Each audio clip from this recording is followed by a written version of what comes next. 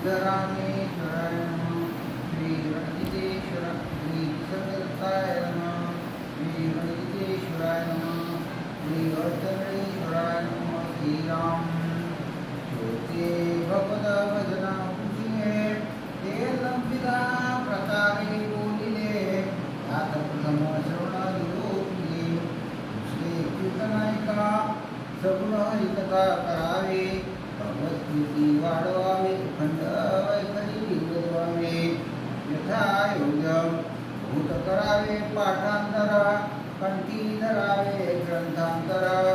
भगवत कथा निरंतर करीत जावे आपल्या सुख स्वार्थी केलीच करावे हरिकथा हरिकथेविण सर्वसारा होत नाही नवा व्यास धरावा काश्यप अत्यंत जी करावा हरिकीर्तन करावा ब्रह्मजोळ लावला मनापासून आवडी जीवापासून अत्यंत गोडी या सर्व दासांकडे हरिकीर्तनाची भगवंतास हरिकीर्तन प्रिय हरिकीर्तने समाधान होय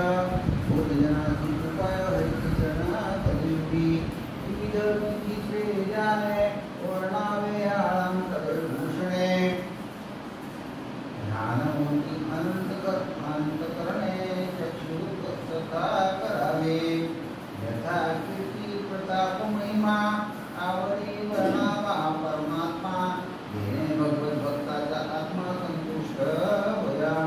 तथा अन्वये लापणिका नामघोष पडताळिका प्रसंगी बोलावे अनेक धातुमाता निमंत टाळ मृदुंग कीर्तना संगीत नृत्य तानमान संगीत नृत्य तानमान नाना कथा अनुसंधान रूपोत न द्यावे